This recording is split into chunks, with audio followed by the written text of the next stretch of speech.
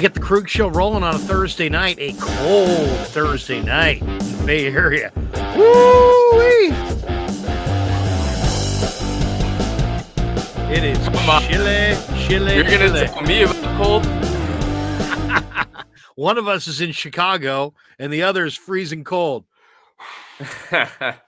What's the temperature out there? Vish, it has been a cold day. It was, I would say, high 30s, and now it's probably no more than like 44 degrees. Oh my God. 44 degrees in February. Oh. 44 degrees in February is summer. I don't know how you deal with it, man. I don't. I mean, it hurts. It hurts when you're standing there. I mean, I guess it just, when you're in Chicago, you just make sure that you're never standing outside, right? You just are. You don't stand outside. You don't stand around. No, 100%. So it's a little bit different, right? So when you're in the city, you definitely feel the wind, and there's certain days where it's really, really hard. It hurts. Your skin hurts. You got to wear a mask. But I spend a lot of my time in the suburbs, so I don't have to necessarily deal with that wind as much. But in terms of the cold weather, to be honest, Larry, I like it a lot. It's awesome to sleep in the winter. You sleep great. It's hard to wake up in the morning, but it's awesome to sleep. I don't know. I find it to be really cozy. I like wearing like sweatpants and sweatshirts and like warmer set clothes. I don't know. I like the winter. I like it. Do you drink? I don't. Do you drink heavily? No, I don't feel like I need to be honest. Have you ever taken a bus? Like if you have to take a bus in Chicago, do they have heated bus stops or? Oh yeah, no. Like shelters. The bus stop is hard. That's a really, really good point. That's an underrated point. I moved out of the city, so I kind of forgot the pain of waiting for the bus and stuff like that. But it's really nice when you get on the bus. The bus has nice heating. Man, it is a cold day, but welcome to the Krueg, the Pig and a Pickle Krueg Show on a Thursday, as Vish and I get together twice a week to talk all things 49ers. We have no plan. We have no rehearsed topics. We have no preconceived notions. We have not had a pre-show meeting. We just go. And we talk Niners every week, once on his show, once on this show. So welcome to the Pig and a Pickle Krueg Show, brought to you by Pig and a Pickle, our title sponsor. Check them out, pigandapickle.com. They got 2 locations, Emeryville in the East Bay here in the Bay Area.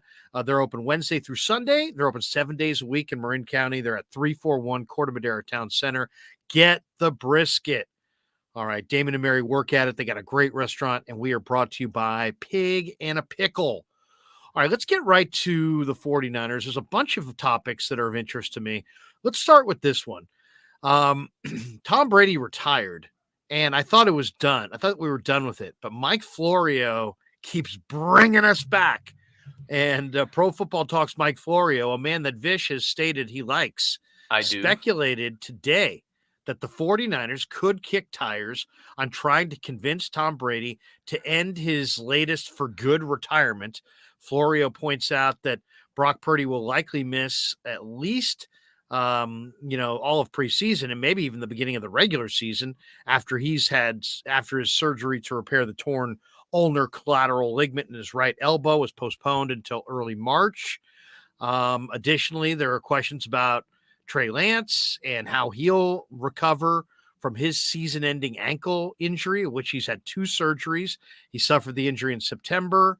And then also you had Lance kind of admitting that he had, arm fatigue issues that impacted him last year. And the Niners have essentially confirmed now that they're letting Jimmy Garoppolo hit free agency. A lot of people, Vish, will say that Florio has a track record of success when it comes to Brady predictions. He correctly reported last winter about the Dolphins' attempts to pair Brady with Sean Payton. And he also said in January that Brady possibly signing with the Dolphins as a free agent in March was definitely on the table at one point. Right.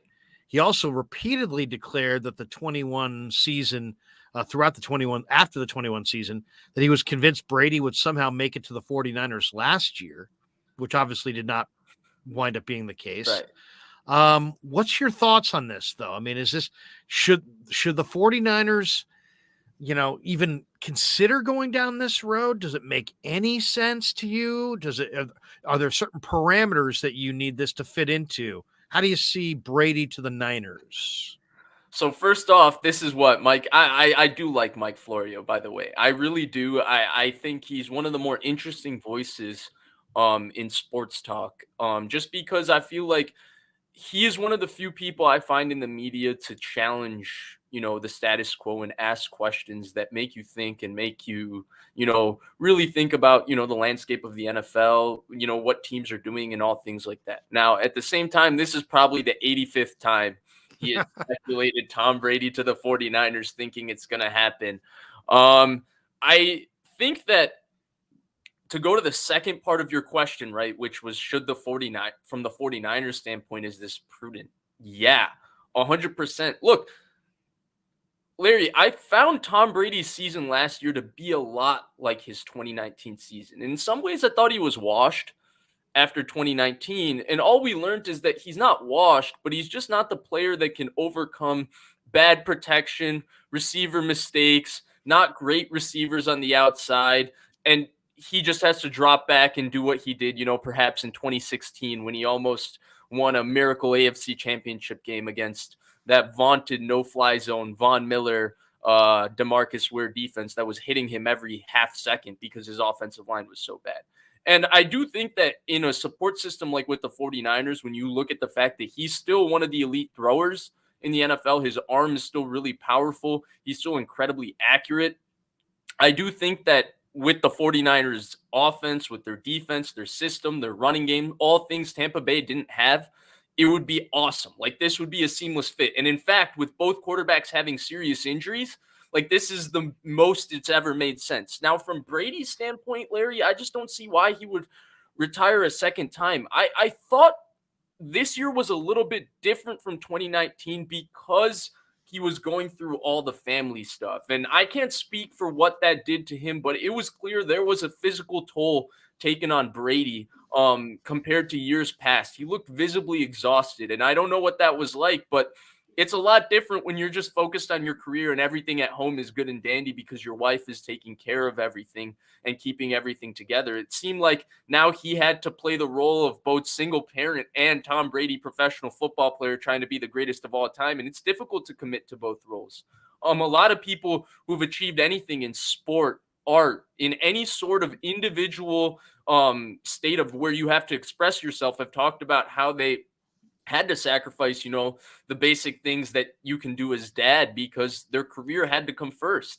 And so when you factor in all of that, Larry, I just can't see him, coming back and doing this retired dance and unretiring a second time. I do think if he didn't retire this offseason, I'd already started talking about it. I thought it would be a great fit, especially because Lance was also coming off of the injury and Purdy got injured. When you're in that situation, I just felt like it would buy them another year with obviously really good quarterback play because he's still Tom Brady. Ultimately, Larry, I just don't see him unretiring. I think he's going to walk away. I think he's walked away from the game, and I think he's going to try and figure out what his life is like without football. And I think the 49ers are going to have to figure out, whether it's because of health, talent, whatever reason, which one of these two guys can at least be the solution for now, and then possibly the solution long term. It's funny. Florio goes into a bunch of different things. He says Brady wanted to sign with the Niners in 2020, and the 49ers politely declined. This past December, Florio says that Shanahan hinted that he regretted not landing Brady before Brady signed with Tampa in March of 2020. Florio goes on to say their championship window remains open, even if they've been unable to fly through it. Brady could be the missing piece to the first 49ers Super Bowl victory in 29 years. Niners have not won the Super Bowl since Super Bowl 29, and this last Super Bowl was Super Bowl 57. So it's been a while. 49ers are coming off of back-to-back NFC championship game losses. And, as far as Brady, I didn't think he was that bad this year. I watched him every snap on the game when Tampa played the Niners and the Niners trounced them. And Brady, he finished this regular season third in the entire league, 4,694 passing yards. He turns 46 in August, but he can still sling it. There's no He question didn't. in my mind. My thing is this, and to me, this is going to be the indication of exactly how the 49ers feel about Trey Lance. Because, let me ask you this. Do you think, does your opinion on should they go down this Brady road if it's at all possible? And by the way, Florio points out that, Brady's contract expires next month. He'll become a free agent. The retirement letter he sent to the league and the union means Jack Diddley squat, according to Right. Florio. He can play whenever, wherever, and for whomever he chooses. I just don't. I think that one, it doesn't make sense on the cap. I mean, you went the young quarterback route so you could pay Bosa, so you could pay Ayuk, so you could have a deep roster, so you could try to win a Super Bowl with a quarterback, be it Trey or in this case now Brock, Uh-huh. maybe on a rookie deal, right? That's the whole attraction of going for the Right. rookie is that you get the cheaper quarterback. So I don't think it makes sense on the cap. I gotta think Brady wants at least minimum $25 million. And I don't think the 49ers are in a position to give him that kind of contract. The other thing is, I guess I'd be interested I'd be more interested if I found out he was willing to come here for 10. And I'd be even more interested if I found out Brock Purdy's injury was more severe and he was going to be out till Christmas, something like that. Maybe then I'd have interest. But to me, this is definitely a referendum on Trey Lance. If the Niners really like Trey Lance, there's no chance in hell they make this move. If they really have real concerns about Trey Lance, then maybe they do make this move. That's kind of how I see it. If you really think though that Trey Lance is the guy and will develop to be the guy, you're not making this move. You're not bringing in Tom Brady to what? Force Trey to sit on the bench a whole nother season and slow his development that much more. Michael Monahan in the chat says if they brought in Brady, they might as well trade Trey another year without live reps. So that's how I see this. If the Niners go and pursue this Tom Brady deal, then they're probably going to trade Trey, and they may not have any real conviction in Trey's future. If they don't, which is the move I would make, I would not, even though I love Tom Brady, and I think the Niners should have gone for Tom Brady in the past. And he's a Bay Area kid. I know what it would mean to him to win a Super Bowl here. I think he's got something left in the tank if they want to go that route. But if you like Trey Lance, why? What are you doing this for? You're just to block Trey Lance, to prevent Trey Lance from getting on the field. Trey needs to play. Trey needs to play. Now he's got a potential avenue to play all summer. And now you're going to bring in Tom Brady and prevent him from having all those first team reps. And if Tom Brady's here, he's the starter. He's undoubtedly the starter. So he gets all the starter reps. You can do that to Trey Lance in a summer where he's expecting to get all these reps. You're going to have him get hardly any reps as a number 2 quarterback and then maybe get sandwiched between, Tom Brady starting and you got Brock Purdy getting healthy. To me, this is very much about Trey. If they make this move, they don't believe in Trey, no matter what they say. And if they don't make this move, I think it's a statement that I think, they're going to bring in a third quarterback, and I think that third quarterback needs to play. But I think that third quarterback needs to play, but he needs to be able to play, but he also needs to be in a spot in his career where if Trey's better, Trey plays, or if Brock's better, Brock plays, and that this guy could equally start or sit. You know what I'm saying? That's why I think I'd be more comfortable going the route of a Mariota, a Davis Mills, a trade for a Zach Wilson, something like that. Somebody who's got upside potential and could start, but also you could, justify not starting them if they got outplayed by one of the other two guys. How do you see it? There's a lot of moving parts here. Yeah, this is a very, very complicated situation, and you covered just about every angle of it there. So I'm going to do my best to kind of parse through the different situations because I do think that you kind of painted the entire picture there, but I think there's a little bit more nuance there, Larry, and a little bit more details that you're not hanging on and you're just going to straight, well, they don't believe in Trey, they did this. First, let's talk about Brady. I want to put in perspective for everybody how good Brady was last year in kind of the simplest way I can to 49ers fans. And I think this is really important only because a lot of people are going to look at the box score. They're going to look at how Tampa Bay was this year and they're going to say, well, Brady's done. He doesn't have it. Larry, in that game against San Francisco, right? The Bucs offensive line went through a massive overhaul this offseason. Tristan Wirfs got hurt. He didn't play in that game. Ali Marpet, who is one of the most underrated and best guards in the NFL, retired. Ryan Jensen got hurt before the season. He didn't play before the 49ers. Donovan Smith, who got paid and was an average left tackle, turned into one of the worst tackles in the league and probably held like 15 times a game and only got called for it twice or thrice a game. I'm half joking when I say that. And then they had a revolving door at right guard because Alex Kappa went to Cincinnati and then they were starting a rookie. They were starting this guy. They were starting this guy. So when you put all of that in perspective, they went up against the 49ers, right, on the road. Their offense had many issues with communication, with routes, a lot of different things. I can show you the examples on film, but you can also just listen to a lot of other people way more intelligent than me talk about their offense. And so when you take all of that into perspective, they came on the road into Levi Stadium against a defense that was hot, right? They were coming off a game shutting down the 5 straight win at the time 8-3 Miami Dolphins, who were the most explosive offense in the league. And then the week before, they shut out the Saints. And the Saints hadn't been shut out in how long? And Brady didn't get sacked the entire game. And this was against Defensive Player of the Year Nick Bosa. Charles Omenihu had a top season. Ebukam had a top season. So for all this talk, Larry, about offensive line play this, quarterbacks getting hurt that, you know what's a great way for your quarterback to not get hurt? To not get sacked. And you tell me, Larry, how did the guy manage to not get sacked that entire game against that defensive line with the offensive line he had? It's because he's still very good, Larry. He's still very good. He gets the ball out. Still very good. And so I wanted to put that into perspective. Now that we do have that perspective, given his age and kind of where the roster is, I don't necessarily look at it. If you are able to bring him in, and now you mentioned the most important point. If Brady comes in, that means he's taking a massive discount. That's the only way this works. We can throw this conversation out if Brady is going to try and get a $30 million contract because the 49ers can't afford it and it doesn't make sense. Just go on with the 2 young quarterbacks.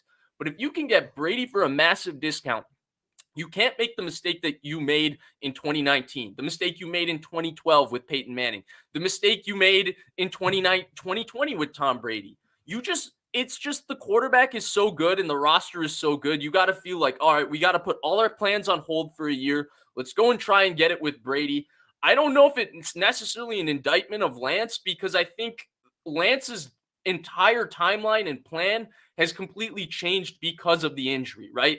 Because of the injury, we're a year further without knowing exactly who he is. And I don't know if with his 5th-year option, whether they pick it up because of where that is, I don't know if it really changes that much if you just push him a year down the road, other than the fact that the poor guy has to continue to sit. That's really the big loser in the situation is poor Trey Lance, who doesn't get his shot. But yeah, I don't look at it, Larry, necessarily if they sign him as, oh my God, they don't believe in Trey Lance, just because of where the roster is. And if they were able to sign him, it would be a case of we are getting a guy who's still probably a top 10-ish quarterback in the NFL for a fraction of what would be the cost of what you would pay a top 10 quarterback in the NFL. And that's the most important thing to me, because if they are able to acquire him, and that's the most massive if, like 18 different things need to happen for them to acquire him. But let's say all 18 of those things happen. If they are able to acquire him, it would have to be for a cheap cost. And if you're going to get Tom Brady willing to come at a cheap cost, that's just something you can't pass up. I agree completely. I agree completely, but to me, I'm not going down this road if Trey is ready to go. I'm only going down this road if I'm Shanahan and I don't believe in Trey. I really think this is about Trey. The other thing I think is that the one question that I do have is, would Brady come here for less? Because I'm not interested in Tom Brady at $30 million for all the reasons you just outlined. But I would be interested in Tom Brady at $10 million or less. And I'm thinking to myself, you know what? Why would he do that? But then the whole reason of wanting to play for the Niners, it's about being popular in your backyard. Mm-hmm. I think Tom Brady understands that people love him. He's great. But he did all of his winning for the Patriots. And if he won with the Niners, he would be held in high regard on both coasts, and he would be the toast of the town locally. I don't know how much more adulation he needs, but Right. if he wants to live locally, I mean, if he wants to win a Super Bowl for his team that he grew up rooting for, and that all of his friends and family all root for, and so on and so forth, then I get why he'd want to come to the Niners. The only thing that would make his story of coming to the Niners that much better to me is if he came for nothing. Right. Because then it was like, hey, Tom Brady at the end played for the Niners for a song. And, when they needed him because their young quarterbacks were hurt. That would be truly like greatest of all time king Right. shit, right? And That would also, I be think like, yo, I don't have anything left to prove. I'm literally just coming back because they were my favorite team when I grew up, and I'm right. gonna come here and win a Super Bowl with them. That would be king shit. That would be Right. like, oh my God, yeah. And the story is great if Tom Brady comes back to his hometown team and wins them and leads them to a Super Bowl. But the story is epic if he does it, on some favorable cap deal for the team. If that was an option, man, that would be awfully intriguing. But once again, I still, it all comes back to the health of Purdy and in the health of and development of Trey. We haven't seen Trey play enough to know what he is, but man, to me, he's got to play. I mean, you invested all the picks in him. You got to play him. Can I can just I heard ask you Rich a Eisen question though. about him? Go ahead. Before we go to Rich Eisen, I do want to ask you one question about Lance, because I see the situation slightly differently.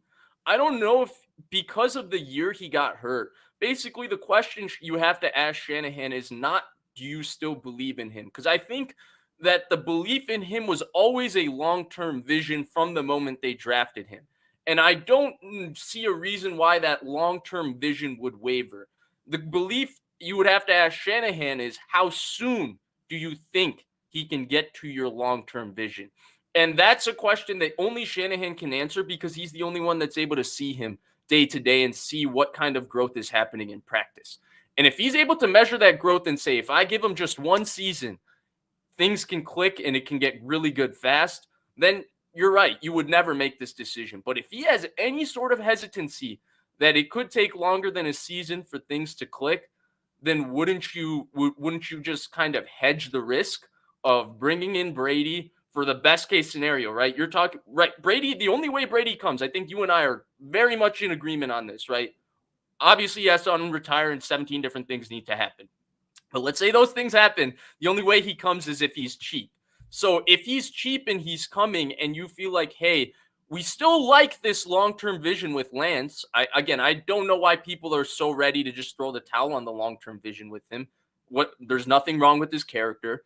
He's still as big as advertised. His arm is as strong as advertised. Like, the traits are all listed the same way they were before the draft. So long-term, he hasn't given you any reason to say this isn't going to happen. But yeah, Larry, if you feel like, hey, it could take longer than a year, this roster, look, this core, Armstead is getting old, Trent is getting old. We've already gone to 3 out of 4 NFC championships. We might have to restructure this team completely, and we can do that with Trey Lance a year down the road. Let's have one last hurrah with it. Let's bring Brady in and go for it. Doesn't it change the entire conversation totally from a belief in Trey to not belief in Trey to just, we understand where our roster is. We also still believe in Trey, but also have a very realistic understanding of where he is.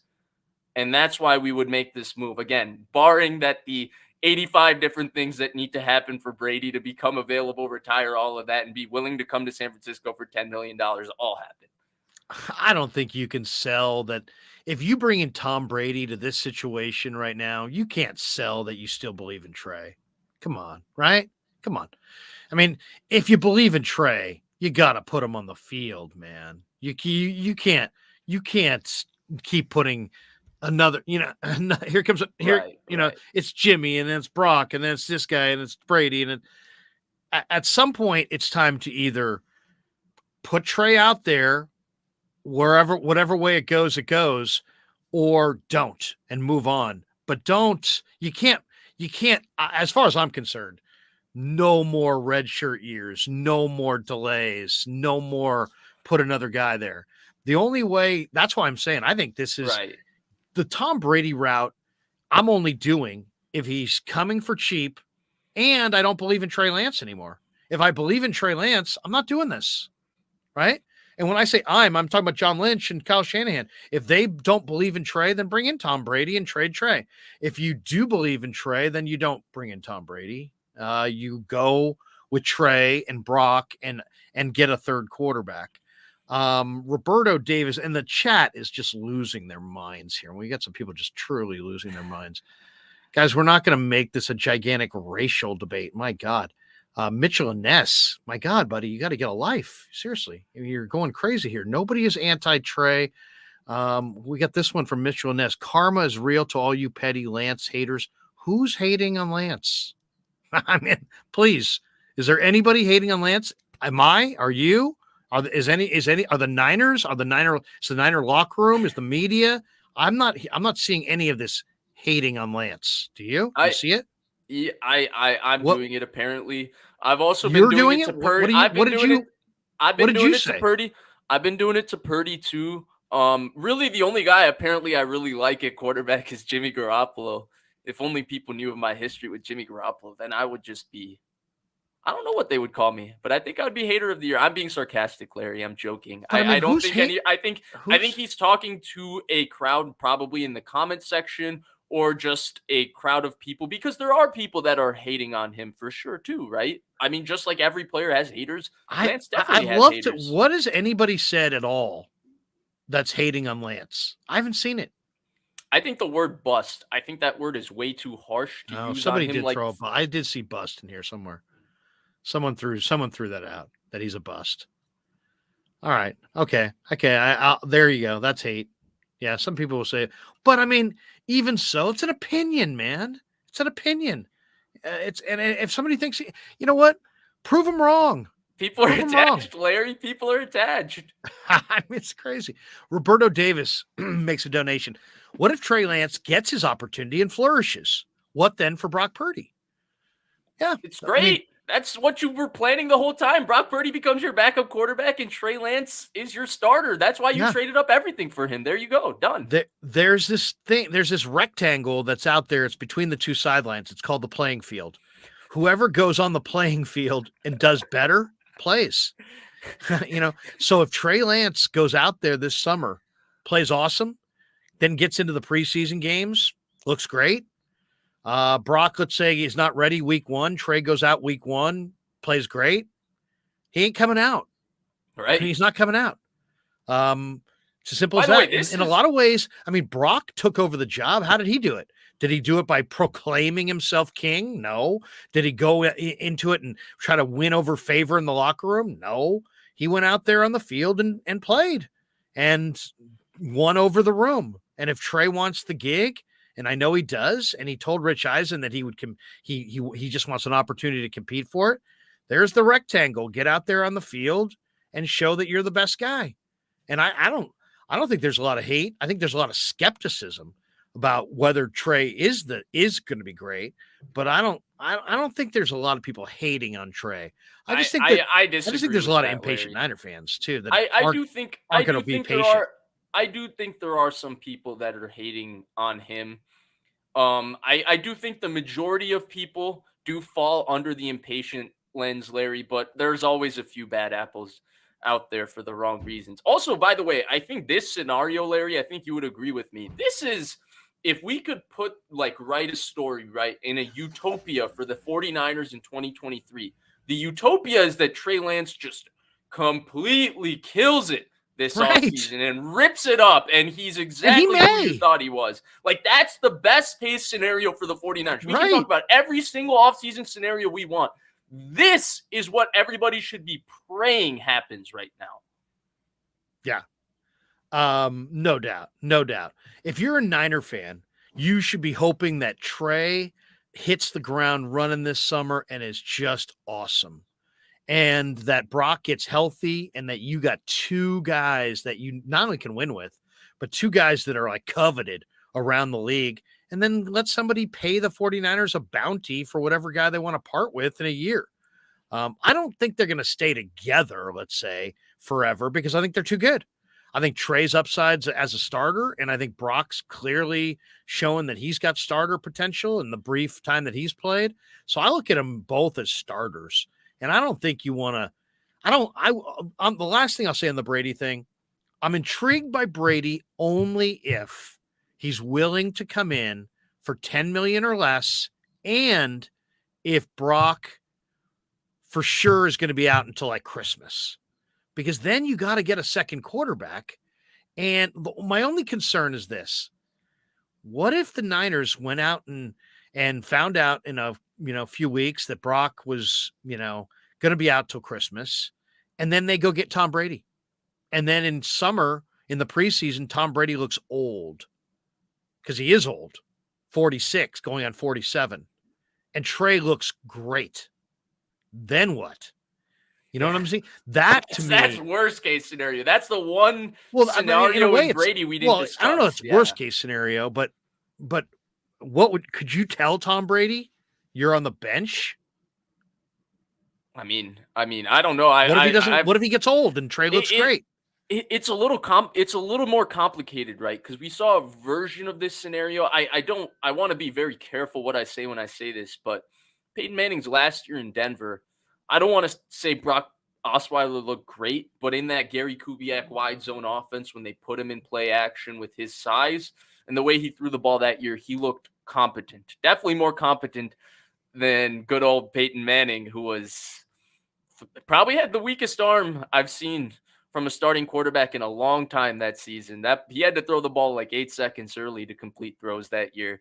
But even with all of that, right, Manning still in a lot of ways gave them the best chance to win. We saw the early execution, especially in that AFC Championship game. Wow, this is the second time on this show I've mentioned that specific AFC Championship game where he threw the early touchdown to Jacob Tamme off of play action. It was vintage Peyton Manning, right?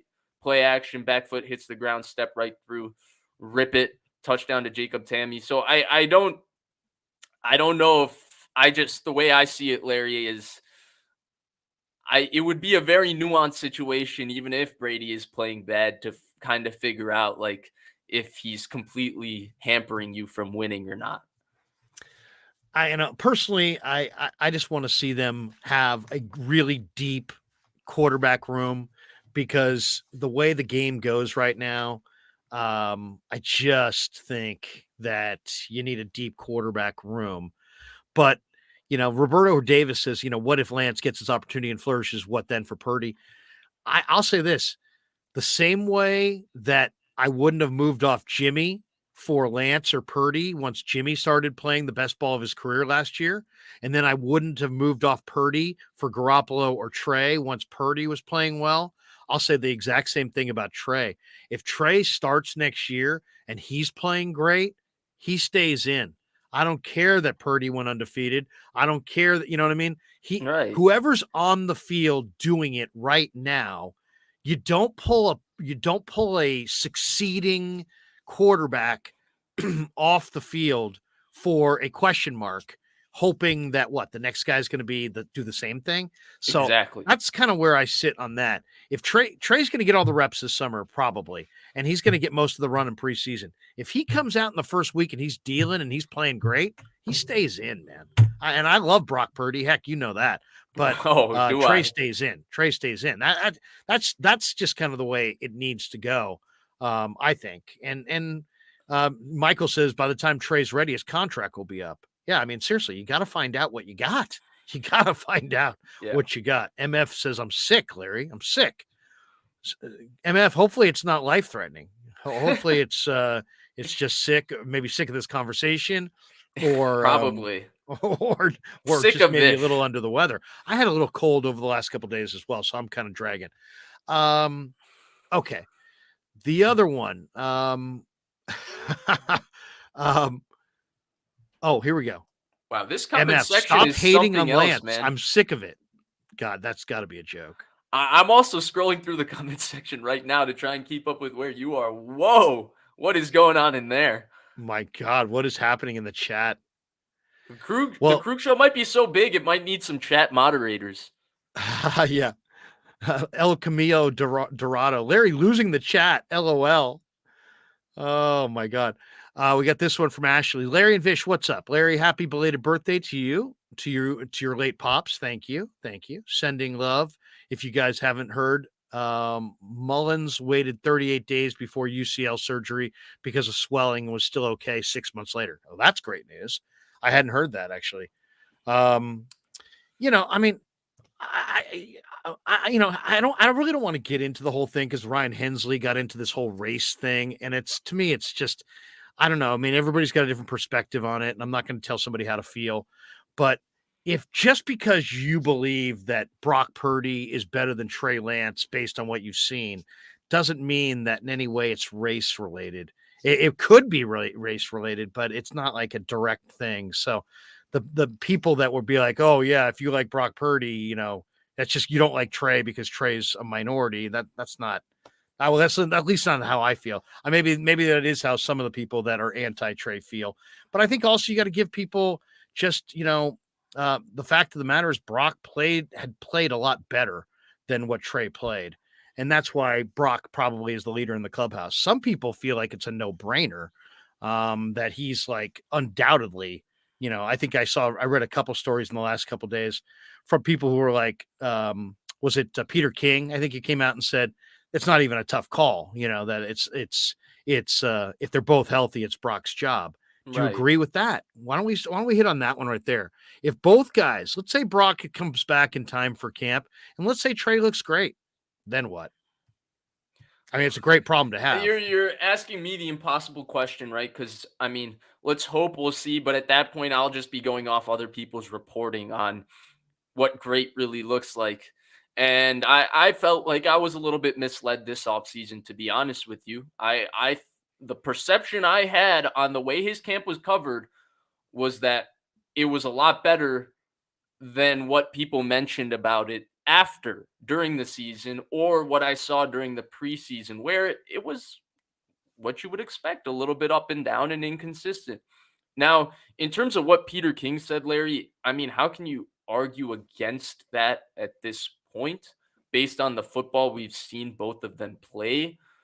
But again, that's so fluid to me, right? Because if Trey Lance does come lighted up this offseason, it changes this entire conversation so quickly, so quickly. And so I actually think, Larry, in more ways than just for the investment and all of that, I just feel like putting pressure on Purdy to come back with this elbow injury and be the starter and all of that is very risky business and risky proposition with such a talented football team with really Super Bowl or bust aspirations. I keep going back to they need the guy to have a great offseason. He knows he needs to have a great offseason. They're going to make a fifth-year option decision on him at the end of this year. And that decision is going to be based on whether they think he's the starting quarterback of the future or not. Nothing else, because that fifth-year option isn't necessarily cheap. It's not, $40 million expensive, but it isn't necessarily cheap.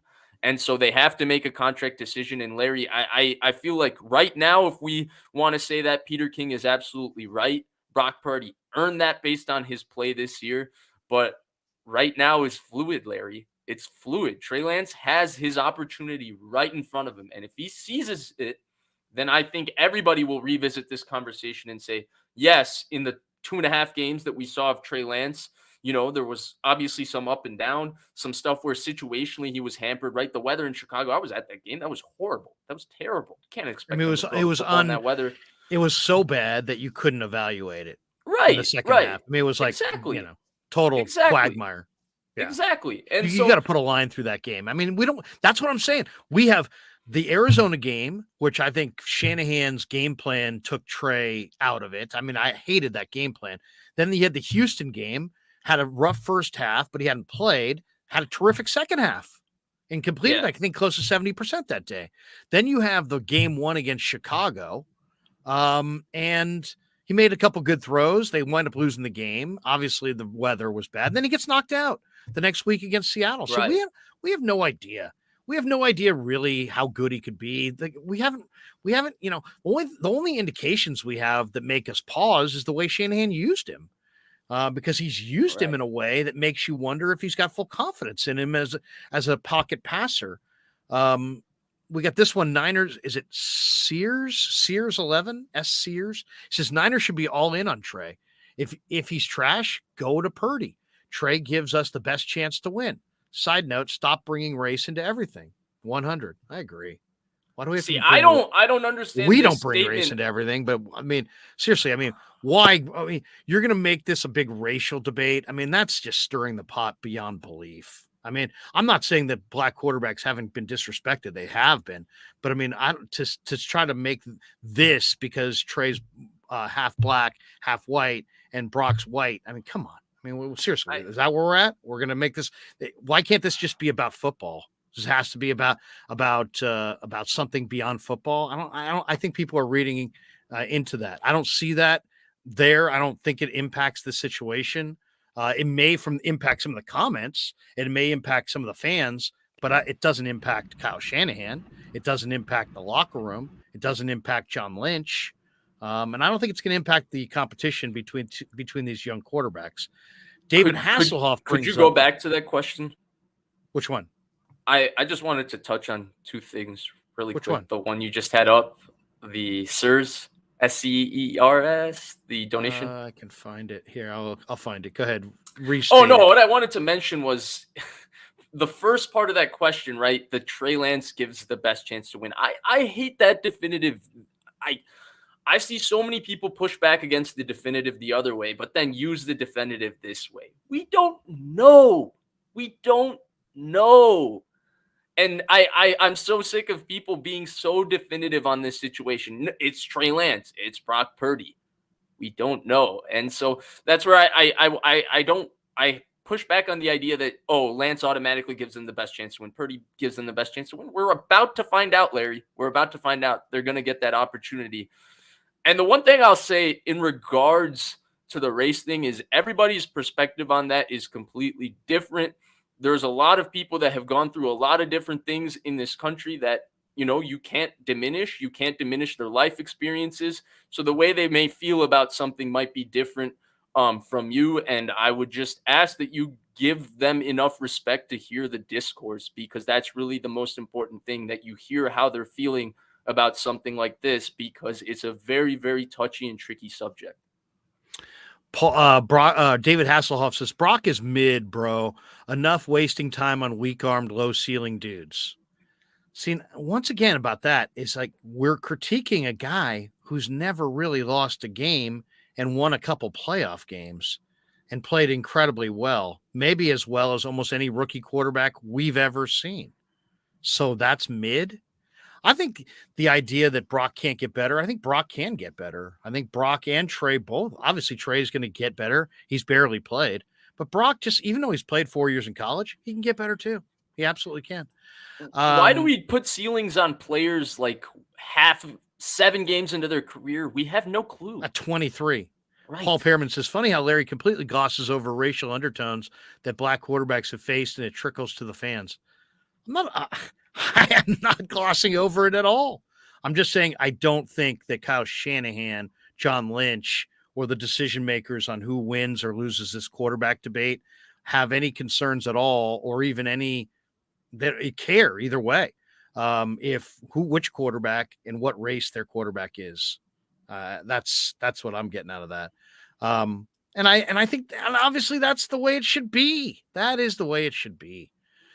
Okay, there we go. There it is. There's the one you're looking for. I think. Good. You have anything else you want to add to it? Oh, I was just gonna say, I think you had another donation in there. I just wanted to make sure you didn't miss that one too. Yeah, we got another one down here at the bottom that I want to. Wow, this comment section is something. I'm reading right through it. People are there. People are hot. People are hot. This is good stuff. It is February 23rd. Free agency hasn't started. We're a week away from the combine, and the comment section being like this. Larry, you're doing something special here. People are well, you know what? The Niners are a big story. Hasselhoff says Trey was on his way to whooping Seahawks ass. What was the score in that game when he went out? Then we got this one. Lance is a bust. So everybody's I got think it different was I perspective think it here. was 3-0 when he got hurt, I want to Kevin say. says, if I can invest in a signed North Dakota State Lance shirt before the draft, then faith allowing the kid, then listen, if I can invest in a signed North Dakota State Lance shirt before the draft, then faith allowing the kid respect to play before the fan base writes him off.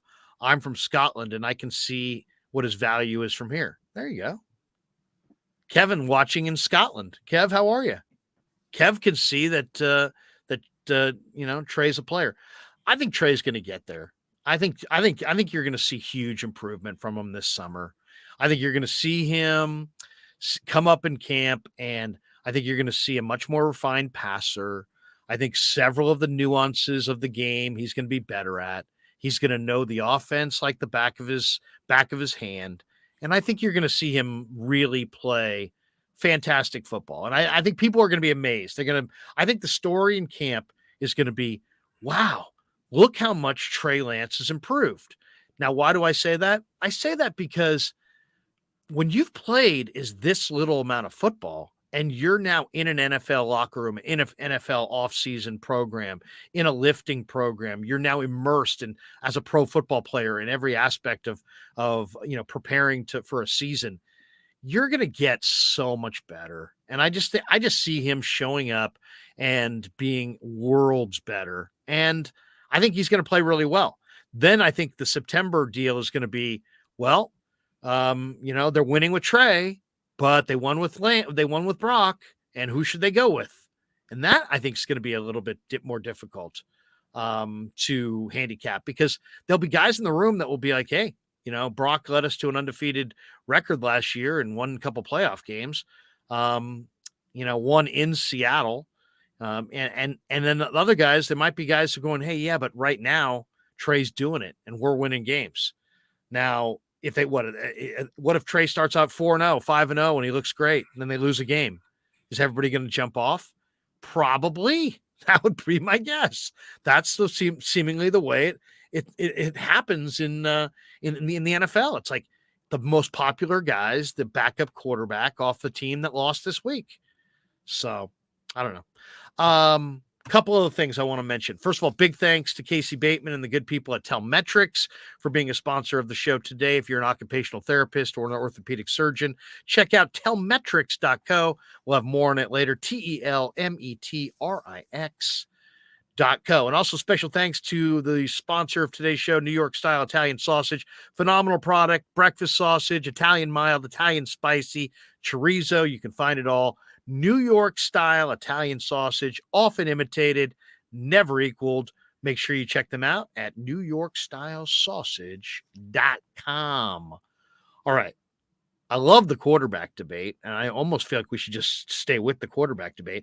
Do you realize the other night on your show, we went the entire time and talked nothing but quarterback? Yeah, I did realize it. It was all quarterback. I don't know if it's such a great look. I think the most interesting thing about this that people don't realize, you mentioned it at the beginning. You and I maybe send one text to each other during the day, and that's just confirming the time. And then we just kind of sit here. Usually we both show up like 30 seconds right before we go live. And we just go live and start talking. And I think people don't realize that the conversation that we are having, there's nothing planned or anything about it. It's really, I don't know what you're going to say. You don't know what I'm going to say. We're just kind of reacting and vibing. And what I think is so cool about it is the fact that we seem to be able to go 1-2 hours just going off of it. And the fact that we could do that with one topic, I think is really, really cool in a lot of ways. A little bit concerning, maybe. Maybe we're too invested, too detailed in some of this. Maybe we need to let it go a little bit, but it's also cool, I guess. MF says Vish should go on 95.7 The Game for a segment. Have you ever been on the radio, Vish? No, I haven't. I don't know if I'm necessarily suited for the radio. Really? Wait, they've never had you as a guest? I've never been on, no. All right. Well, you'll have to be a guest because you're a phenomenal guest. All right, couple other NFL topics that I want to Niner topics that I kind of want to get the video or the show was entitled The 49ers Offseason Needs. And I wanted to ask you just, because this is every time somebody either throws out a rumor or there's somebody who high profile around the league that gets cut, immediately we get the should the Niners, right? So let's play should the Niners. All right. We're going to start with Robert Woods. Robert Woods was released by the Tennessee Titans. Should the 49ers go after Robert Woods? He's a 10-year NFL veteran. Niners fans know him well. He spent 5 years with the Rams. He was one of the Rams' best receivers. He's a tremendously tough, physical, competitive player at the catch point. He had a $16 million cap hit this past season, and he's 30 at this point. The 49ers have a pretty good group of receivers as is. I mean, so good that they couldn't even really get Danny Gray and Ray McLeod on the field. But I'll throw it to you. Robert Woods. Should the 49ers show interest in Robert Woods at any price? He was a cap casualty. No. No. It just doesn't make sense. Niners, the coolest thing about the Niners receiving core to me is they have specialists. They have speed in Danny Gray. They have size and physicality in a blocking receiver in Juwan Jennings, who also separates very, very well from man coverage in short area with exceptional short area quickness, actually, for a guy his size. They have Deebo Samuel Wright, who is the ultimate weapon after the catch in the NFL. I thought he didn't have his strongest season as a receiver, but we saw how talented he is as a receiver just 2 years ago when he had 1,400 yards receiving. And then you have Brandon Ayuk, who's basically your quintessential modern day NFL X receiver, right? He's I wouldn't say deceptively, but he's a very smooth athlete who's fast enough to get behind you and set you up with double moves and stuff to get behind you. But he's also so fluid and he changes directions without losing speed and decelerates so quickly that he's a really effective route runner. And so when you then look at what's Woods probably going to bring that's going to fit into this Niners offense, it's probably his blocking, to be honest. But then when you look at how Ayuk sealed the edge, how Ayuk blocked this year, let alone the fact that Jennings is probably one of the best blocking receivers in the NFL, Ayuk is probably there too. In fact, there was one guy that didn't block so well this year at the receiver position. It was actually Deebo. Funnily enough, the other two guys were really, really special actually as receivers blocking. When you look at that, it just makes no sense. No sense. I agree. All right. And I like Robert Woods. I mean, he's really physical. I think he was a really, when he was with the Rams, I hated seeing him because I just felt like, he would catch the ball in a crowd, take a hit. The guy's got toughness. He's a go-to guy. He's got ball skills. Good after the catch. I don't think look, Larry, his game was never built on speed, right? But he was always fast enough. I felt like the ACL, not that he necessarily looked bad in Tennessee, but he definitely didn't look like the same Robert Woods I saw pre-ACL injury, if that makes sense. Actually, no, that makes plenty of sense. Obviously, yeah. So should the 49ers pursue Robert Woods? Vish and I are both thumbs down on Robert Woods. All right. Should the 49ers pursue Taylor Lewan? There's a lot of people that feel they should. In fact, got one in here. Somebody at the bottom of the chat was fired up on Taylor Lewan a second ago. Who was that? Let me see if I can find it. Man, the chat is moving. It's moving fast. Here we go. Chuck says Taylor Lewan could play another 5 to 8 years. What? 5 to 8 years? No. He's missed games the last 3 years. He's one injury away from just retiring into his podcast career with his very successful this guy may podcast. Play 5 to 8 games. What do you think, though, Vish? I mean, Taylor Lewan. Should the 49ers have interest in Taylor Lewan? No, first of all, we don't know if he's going to play right tackle, right? He wasn't willing to do it when they drafted Jack Conklin. He's only played left. Right, he's only played left tackle. But really, it's the injuries for me, Larry. When you look at the seriousness and the severity of those injuries, when you look at the frequency of the injuries, that is not something the 49ers can throw money at and bet on this offseason. I don't know. I'm really rounding out to the idea of Colton McKivitz. When you look at how Colton McKivitz has played the last couple of years, and I did a little bit of a brief watch of that actually this morning. In fact, because I figured you would want to talk about this. I didn't expect us to only get to this at the 55-minute mark. I thought that would be what we would talk about, not necessarily the quarterbacks or Brady so much, but boy, was I in for quite a surprise. But yeah, this is Right. what I figured we'd be talking about. And I watched Colton McKivitz play. You go back to the Week 17 game, the must win at LA 2 years, or yeah, 2 years ago that he played in. It's not necessarily that he's this overwhelmingly talented player. It's just that he's an effective player. And when you throw in the price, and if you can add in some level of reliability, there are definitely a lot of players. Like, for example, if you could tell me that the 49ers could bring back a McGlinchey for $8 million, oh, sign me up. If you're telling me they could sign a Caleb McGarry again for a price like that, okay, sign me up. But if then you're going to tell me they're going to bring in an aging, very old Tyron Smith or an aging, very old Taylor Lewan with their injury histories, and you're going to say the Niners are going to try and give these guys a decent payday to try and bring them in and do this, it just doesn't make sense from me. The 49ers need to get younger. Their offensive line is actually very much ascending thanks to those two young guards they have. They obviously need to figure out the center situation as well, but I'm not necessarily for bringing in either of these extremely aging veteran tackles that, feel like they're quite close to the end. Tyron Smith's back is a massive question mark every single year, and Taylor Lewan has had just about every serious injury you can have. Well, and I would say absolutely no. First of all, if you talk to some offensive tackles, they'll tell you that switching from the right side to the left side or the left side to the right side is like asking a right-handed hitter to now hit left or a left-handed hitter to now hit right. Right.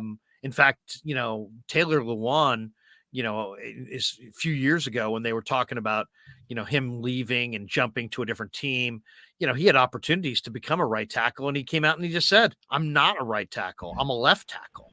And he's made that perfectly clear. So now you're going to ask him late in his career to replace Mike McGlinchey and move from the left to the right side. Also, Taylor Lewan, I think, made like $16 or $17 million last year, and the Niners would be giving him a fraction of that. So I think he's too expensive, too hurt, and he's not a left tackle, or he's not a right tackle. He's a left tackle, and I don't think he can make the switch. Now, there are guys that can play right or left tackle. They're called swing tackles. And, there are guys who are more open to making the switch than others. This guy's played his entire career since coming out of Michigan on the at left tackle. So I don't think they're going to want him. Also, I think his price tag is going to be higher than a lot of people, or than they want to pay. We got this one from MF. Bobby Wagner. Should the 49ers pursue Bobby Wagner, future Hall of Fame inside backer from Utah State, longtime Seahawk, played this year in LA? I didn't watch tons of the Rams this year. I did watch them on Christmas. He looked good on Wagner, Christmas. what's that? Remember they destroyed Denver He on looked pretty good Christmas. on Christmas, I was going to Yeah. say. But what do you think of what do you think of Wagner? I mean, to me, this one doesn't make sense either.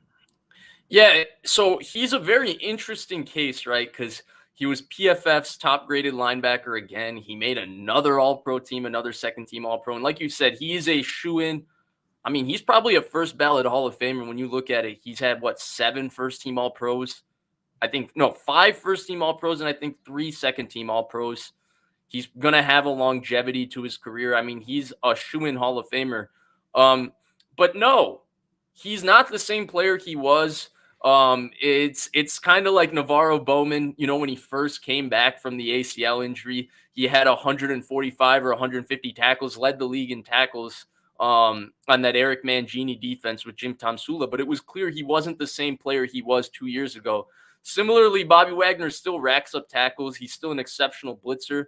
He's still very, very sound in the run game in terms of obviously his brain and processing for where the run game is going, but also his physicality and his ability to take on blockers and the angles he takes to the ball. But he's not the same player he once was in coverage. The 49ers need to get younger and faster. They are a young and fast team. They don't need an older Bobby Wagner patrolling the middle of their defense. They have what many people might look at as the next Bobby Wagner, or, in some ways a different player from Bobby Wagner, not as physically imposing or intimidating as Bobby Wagner, but definitely equally as good in coverage and maybe a little bit more versatile in Fred Warner. So yeah, I don't understand. 49ers fans want these old past their prime aging players who, I'm here if we're here to talk about like a Von Miller, a guy that's still an impact game changing, like, he's going to make one of one type plays in big games. But if we're here talking about,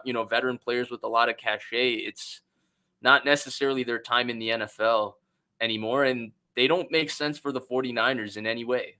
Yeah. I mean, the Niners are really, really good right now at finding linebackers that fit their scheme. And I think they're going to lose Aziz in free agency, but you got Dre Greenlaw signed up. You got Fred Warner. I'll tell you right now, as sure as I'm sitting here, Marcelino McCrary Ball can play football. And so he is going to step in and I think make an impact this year. I could see them going for another linebacker or two, especially in day 3 of the draft. I could definitely see that. But I don't think they need Bobby Wagner. And I think Wagner is going to get more money elsewhere. We got this one from the great JM, Deron Payne, Brian Burns. I saw yesterday that the Commanders plan to franchise Deron Payne. So they're going to tag him somehow, either restrict some kind of restricted tag or a franchise tag. So Deron Payne's not leaving Washington. Deron Payne's going to stay there. And as far as Brian Burns, I don't think Burns fits their cap. I think they're going to have to go cheaper than that. Burns is a blue chip, big time player. Both of those guys would be awesome, right? I mean, Brian Burns might be the prototypical edge rusher opposite Bosa, and Deron Payne is as good a two-way tackle as you're looking for. But I don't see either of those guys. With Payne, as I just said, is going to be franchised. But Burns, I don't think is coming here either. Yeah, I'm 100% with you. Like, Burns obviously is like kind of your dream pass rusher to pair with Bosa in terms of skill set, right? Like, that's like, Right. if you want to pair one guy with Bosa that makes complete sense, it would be him. But did you see the contract that he just signed? That one doesn't make sense at all. And then Deron Payne, yeah, I don't think Washington is going to get rid of him. Like you mentioned actually in our previous show, though I thought the trade offer you came up with was, One-sided. Ludicrous, yeah. But like you mentioned, it seems that Chase Young might actually be the one Washington defensive lineman that ends up being available, which is wild if you think about it. Just 2 years ago, Chase Young was the defensive rookie of the year, and Deron Payne and John Allen were fighting on the sidelines, and John Allen was really the one guy in that defensive line that had established himself, and now here we are, and Sweat's a stud. Payne is definitely one of the better defensive tackles in the NFL. Jonathan Allen is one of the best defensive tackles in the NFL. And now Chase Young is a year and a half removed from an ACL, and he's kind of on the outside looking in. He might be the guy that's available. Now, I think ultimately, Larry, the third-round pick and offer that you came up with was a little bit of a pipe dream. I think even if Washington is not planning to pick up his fifth-year option, he is the kind of player that you trade a first-round pick for because he is that special a talent. Definitely one of the best pass rushers I've ever seen coming out of college. So, yeah. So I do think that if we're talking about a defensive lineman, Chase Young is probably our best conversation. And even that one, I don't think the 49ers can really make a run at. Terradome says, trade Armstead, 6'7", got a vertical like Manute Bol, scares no one. There no, Terradome, you can say it, but there's no way they're doing it. Marcellus says, Niners can't trade Armstead. They need defensive tackles. Right. Also, this is the leader in the room. This guy is the leader, I think. If you said to me, give me a leader on offense, a leader on defense, I think the leader on offense is probably Trent Williams, and the leader on defense or Debo maybe, and the leader on defense is either Fred Warner or it's Eric Armstead. So I don't think they're moving Armstead, and I don't think they should. I think Armstead is a keeper. All right, I got a major question that we'll probably finish with here. We've already been going an hour and 4 minutes, and I want to watch a little bit of Warriors-Lakers tonight from LA. But here is a big question, and this is a big question that I really didn't look at as an issue at all. And I'm starting to realize there's like four storm clouds forming, and this is a big issue. And that is the 49ers, wouldn't you agree, Vish, are in their Super Bowl window, right? I agree. Yeah. Whether they're with Brock, Trey, whatever, they're inside the Super Bowl window. They're that talented. By the way, you just came across very loud right there. It was very strong. I like that. Oh, really? Yeah. My mic has been. Oh, my mic changed. It's Yeah, it changed. a little bit in and out. I don't know what's been going on. I've been having some audio issues, but Okay. Well, you were I'm very glad. powerful right there. Very Oh, powerful. wow. All right, here's the question. Should the 49ers franchise tag Robbie Gould? They did it before. They did it in 2019. They placed the franchise tag on Robbie Gould. They basically have 2 weeks to make this decision. March 7th is the franchise deadline for pending free agents. Robbie Gould is officially a free agent. His 3-year deal's up. He's 40. He made 84% of his kicks last year. He made both attempts over 50. In the playoffs, he's never missed. Think about that. 8 for 8 in the playoffs this year. And I don't think he's missed in the playoffs, period, if I remember correctly. Yeah. Justin Tucker was the number one kicker as far as salary. He's the highest paid kicker in football. He makes $6 million. Jason Myers is second, 5.3. Chris Boswell's third, 5 million. Young Ho Koo, 4.9 is number 4, and Robbie checked in last year 5th overall at 4.8 million. The franchise tag for place kickers comes to 5.4 million annually, which would make him the second highest paid kicker in the league behind Justin Tucker. Obviously they tried to improve the special teams this last year, and they did. They brought in a new special team coordinator, Brian Schneider. I thought that was a good one. And obviously George Odom, terrific addition. Ray McLeod was a terrific addition. They made some improvements in their secondary. They devoted there's some cap to the secondary in the offseason. Would you franchise Robbie Gould for $5.4 million or go into your offseason looking to roll the dice on a free agent kicker or a rookie kicker and somebody who's a little cheaper? What do you think? I haven't spent a lot of time thinking about this at all. I think it's all dependent. I think obviously Robbie Gould's reliability, the fact that you can trust him under pressure, the fact that he's been in all big moments and had to handle the pressure of having to make big kicks, and he's succeeded in playoff games, gives you a world of confidence that just a kicker with a bigger leg might not be able to give you, even though, at times Robbie Gould's range is probably like 50, 51, 52 yards. He doesn't really give you that 55 plus yard kick. And I do think the 49ers, obviously their kickoff coverage is not great. And I do think a part of that is the fact that, Robbie Gould's leg doesn't necessarily just clear the end zone or kick it off necessarily so deep. Now, I don't think that's the only reason it's there. Now, I have also some very, very weird insight on Robbie Gould that I've never shared for whatever reason that I guess I'll share now. So I actually live very close to where Robbie Gould's family lives. He lives He's got in the 3 suburbs. boys. I did an interview with him late in the year. He lives in the Great suburbs. Lives in the suburbs here in Illinois.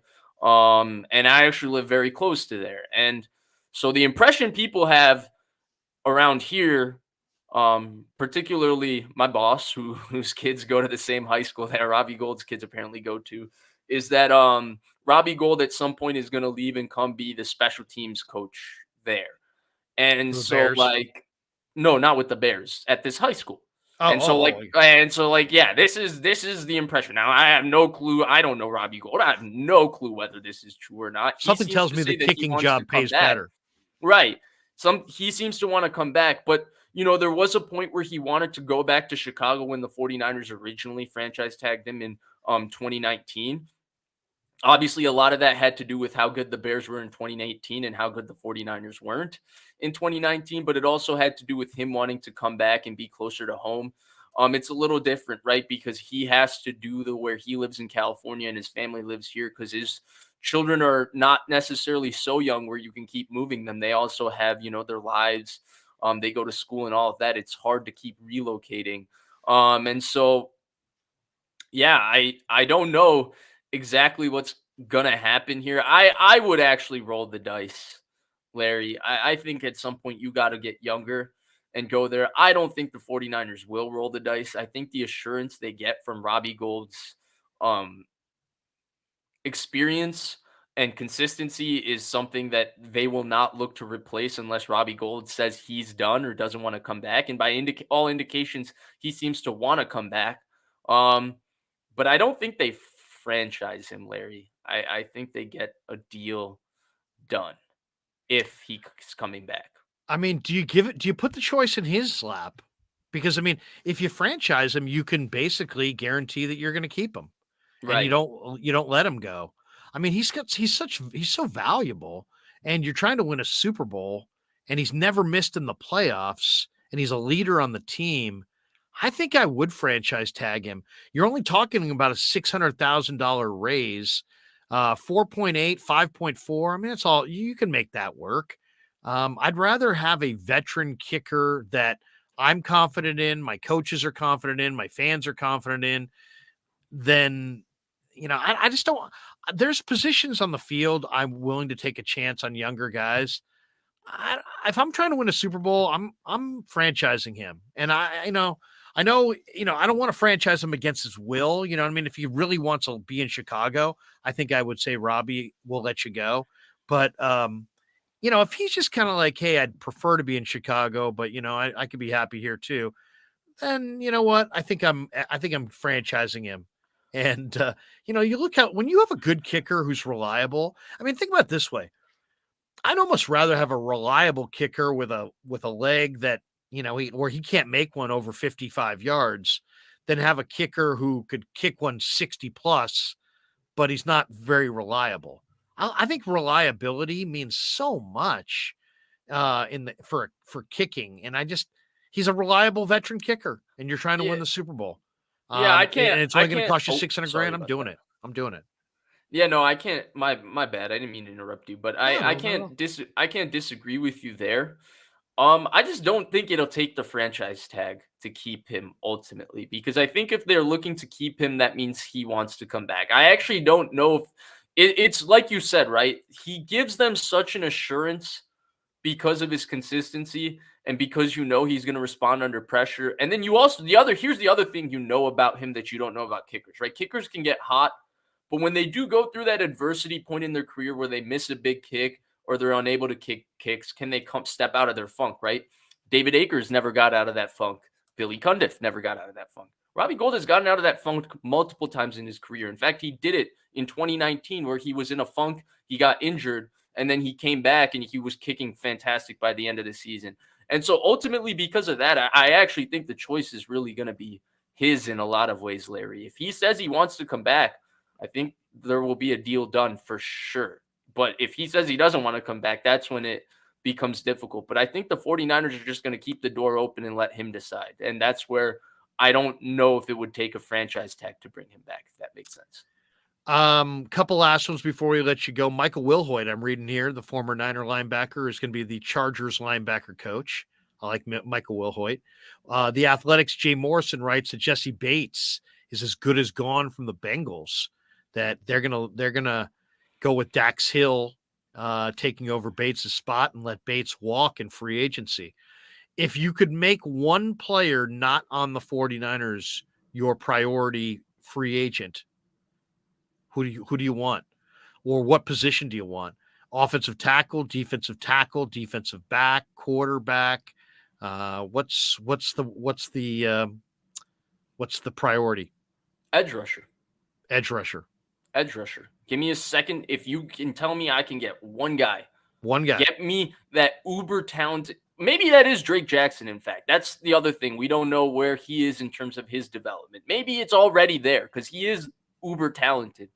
But whether it's a Marcus Davenport, a Yannick Ngakoue, I mean, all these guys, I feel like the issue is that the price isn't necessarily going to make sense for where they are and their eight and all of that. So I just think that's where it's a little bit difficult, Larry. But if you could tell me that all things being equal, the 49ers can make one big splash, I would love for them to get that secondary edge rusher, a guy that, as well as Charles Omenihu played, as well as Samson Ebukam played early in the year, a guy that you just know is a guy. You know it. You know that you got to account for him on every play, and it's not just Nick Bosa. The more I think about it, the more I'm concerned about the interior, and I would go with Poona Ford.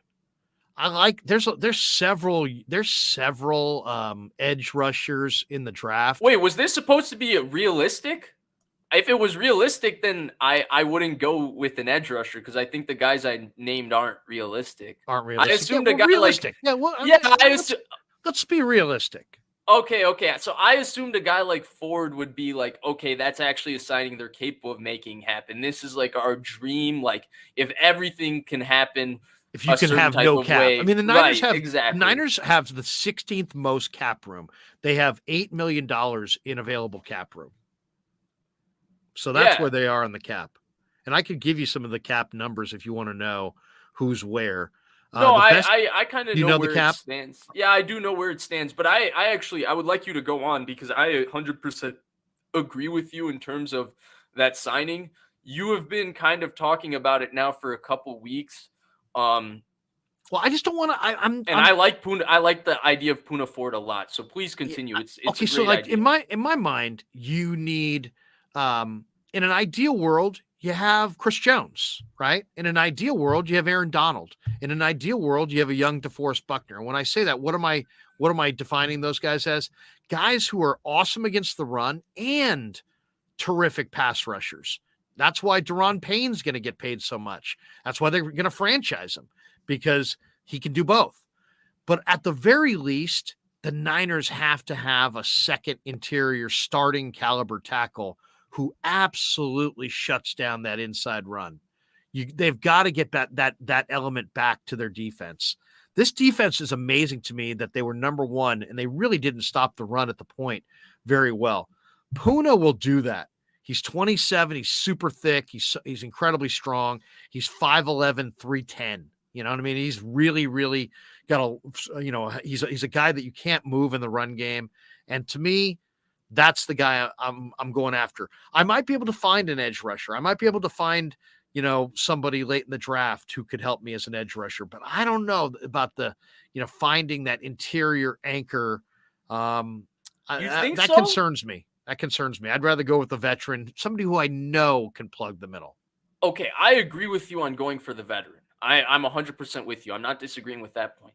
But I actually think it's easier to find the 2-down, really, really big defensive tackle in the 5th, 6th round than it is to find, hey, that's the edge rusher that if you leave him one-on-one on a big down, he's going to go make a play. You're done. It's over. You better not. He's going to go close the game. He's going to go get that quarterback. I really do. I think, look, DJ Jones was a 6th round pick. Yeah. Just to Kalia Davis, who could be the exact guy you and I are talking about. We don't know.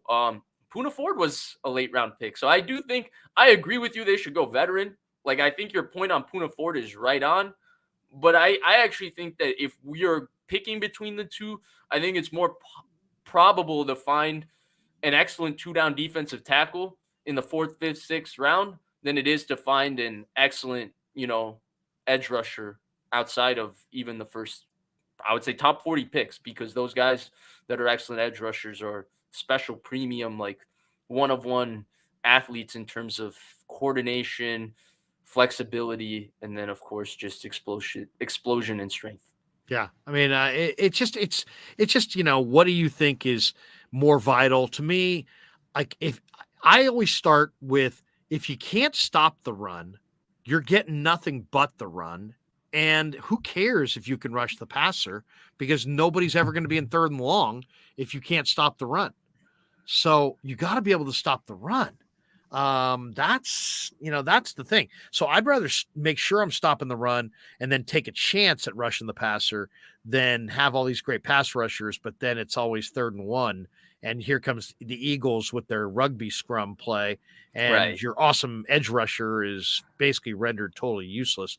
Terradome has become a YouTube member.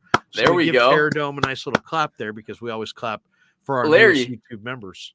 Speaking of stopping the run, I just had a weird thought now that you made that analogy. I would love to know how you felt watching Jim O'Neill and his defense attempt to slow down the run, not even stop it, slow it down on a weekly basis with Thomas Rawls doing what he did. Shanahan came in and did what, 600 on this offense, 300, 300. Who are we talking about? Who Good old Jim Jim O'Neill? O'Neill. Yeah, Chip Kelly's defensive coordinator. Oh, that's right. That's right. Well, no, I can One of the remember. most, I remember sitting there with John Lund. Jacquizz Rogers went for 100. Reuben yeah. Drones went for 100. Belial Powell went for 100. I Thomas mean, it was Rawls went for 100. Thomas Rawls. It was like, the old saying in baseball, they're running to the bat rack. I mean, it's like these running backs were like, get me out there. Get me out there. I can rumble against this defense. Yeah. If you can't stop the run, all you get is the run. And so you better be able to stop the run. And now, if you stop the run and then go to the pass, then I'm worried about my secondary, my pass rush. Niners have put a lot of emphasis on defensive line, but man, they lost DJ Jones. They lost something, and they didn't have it last year. And I liked Ridgeway and I like Kinlaw, but they're not DJ Jones, and you could still run it on the 49ers. So I think they absolutely. And the nice thing about a Poona Ford too is he's built so low to the ground. I think he's going to be very durable. Guy plays. He's only 27. I think you could put him next to Armstead. You can play those stunting games. He can absorb blockers. He can keep those linebackers fresh, keep those bodies off of the linebackers by absorbing blockers. So I'm a Poona man myself. So I'm saying Poona Ford is my priority. Defensive tackle is my priority of the offseason. I know offensive tackle, a lot of people will say that. And some people might say corner. You said edge rusher. But for me, defensive tackle, I think it was clear as day that Jason Kelsey owned Javon Kinlaw. And if the Niners get in that game next year and it's the same thing, they'll lose again, even if the quarterback doesn't get knocked out, because you can't have your two-down defensive tackle who doesn't really rush the passer. You can't have that guy getting kicked out of the club, as they say, and bounced around. And he just had a rough – I'm not sure if it was because of the knee and that's why he couldn't anchor, but I just think regardless, you can't trust that he's going to be better than he was at the end of this year, and Poona would be the guy that I would have a lot of interest in. Let's finish with this, Vish. I lead this discussion on the nights you're here. You lead the discussion on the nights I'm there. I'll flip it to you. Give me one Niner topic that we have not covered that you would like to cover. Yeah. Is there one Niner discussion point that I have not brought up that you think, man, if you were hosting on your own channel tonight, you would like to discuss? The last thing would really be, what are they going to do at safety? Is Tayshaun Gibson just a shoo-in to come back for another 1-year veteran minimum deal and just play the way he did last year? Because that's what everybody's hoping, I think, is going to happen. But I think Tayshaun Gibson might be inclined to see if he's got one more bite at the apple in terms of a payday in the open market. I doubt he would get one. Safety market, especially for aging players, is very low. It's a very weird thing for me watching the NFL with the landscape with safeties these days, because the NFL doesn't seem to value, players that are very much assignment sound and veterans that have played a long time as much as they seem to value just younger, more athletic players. And then picking off Tayshaun Gibson and putting him on your practice squad for the veteran minimum and forcing him to start, 18 games for you. I think somebody did that with Kenny Vaccaro a few years ago. Somebody, it just keeps happening where these veteran players are basically, they turn into minimum players. They don't want to keep them as part of their roster because they don't necessarily play special teams, and they just come in and have them start. And so to me, that if we're going to have a discussion about, hey, what is one thing on the Niners that we're not necessarily sure about what it's going to be like next year, it's that safety position, because Odom's a special teams player. Yep. Hufanga's automatically one starter. We know that. I don't look at Tarvarius Moore. I have never looked at him at any point as a starting caliber safety. Way too many issues fitting in the alley. Way too many issues in terms of the angles he takes to the ball. Way too many assignment mistakes in the little we've seen him play. So I don't know if you can go there. It's really a Gibson, or can we find another Gibson again and run it with another veteran safety who's had a pretty good career that maybe, no teams are really evaluating. And so that to me would be a question. But ultimately, Larry, I think it's a position they have to draft this year. Not necessarily because that guy has to start this year, but they need to have some sort of young option that they're grooming to eventually be the starter there at some point. It's been a long time, right? Well, I guess they drafted Hufanga a couple years ago.